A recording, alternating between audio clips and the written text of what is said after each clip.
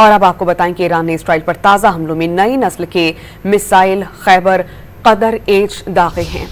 Operation में खैबर शिकन, इम्माद, कदर और अल-फतह-1 मिसाइल भी दागे गए हैं। 21वीं लहर में माया ईंधन से चलने वाले मिसाइल और स्मार्ट ड्रोन्स का इस्तेमाल किया गया है।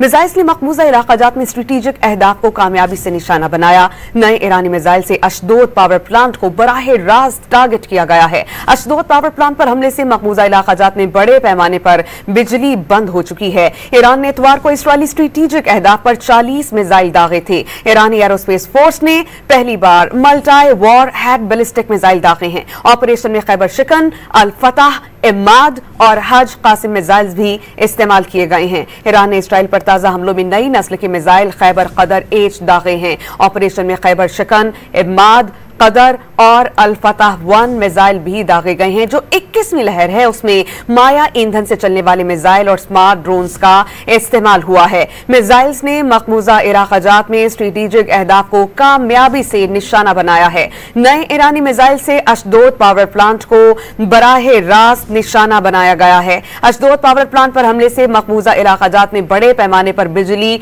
बंद हो चुकी है।